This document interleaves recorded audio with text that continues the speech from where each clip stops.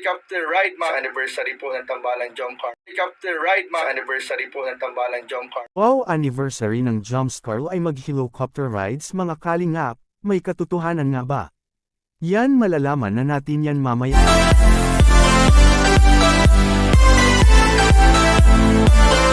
Sa namang mapalang araw sa inyong lahat mga kalingap, sana po ay lagi kayong nakasuporta sa aking ginagawang reaction video.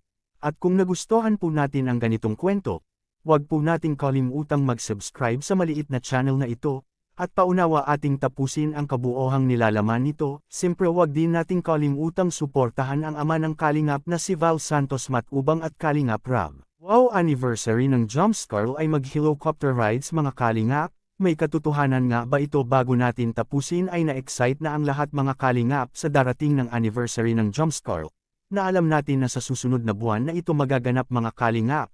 Ngunit di pa naman ito sigurado kung may mga pasabog nga ba nakaabang-abang sa mga viewers at sa manunood, sapagkat wala pa tayong sapat na katibayan na kay Kalingap Rab mismo nang galing na may mga pasabog ito. Will kahit meron man o wala ay special pa rin ang araw na iyon mga kalingap kay Carla at Papa Jumps, na umabot sila sa araw at buwan sa kanilang pagkakakilala sa isa't isa sa Team Kalingap mga kalingap. At di lang pala yun ang ating aabangan dahil may isa pang love team na ating aabangan sa pagpunta ng Jumpscarl sa Boracay, para makisali sa pagdiriwang ng anniversary nito mga kalingap. Sa iyong palagay sino kaya ang isang love team na iyon na isasama kay Kalingap Rab?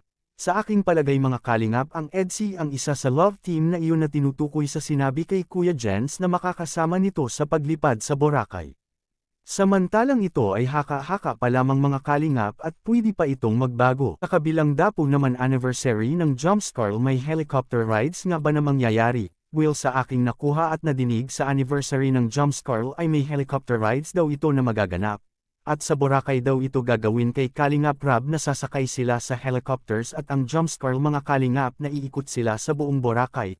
At ito'y inaasahan na ng karamihan mga kalingap na sana matutuloy ang helicopters ride ng Jumpscarl sa araw ng kanilang anniversary, sapagkat inaabangan na pala ito ng mga solid fans ng Jumpscarl at Team Kalingap at alam din natin na marami na ang nag-aabang nito sa Boracay na makilahok sa isang malaking celebration, at yan ang ating aabangan ng lahat na maganap ang lahat ng iyon mga kalingap. At ito pala ang haka-haka na may helicopters ride sa Jumpscarl na kay Kuya Jens mismo ng galing.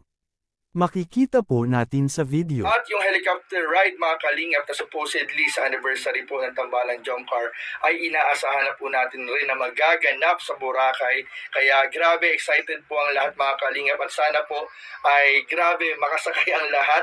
Lalo-lalo na po ang pinaghahanda ang Jomcar na makasakay po sa helicopters. Na sila po mga kalingap ang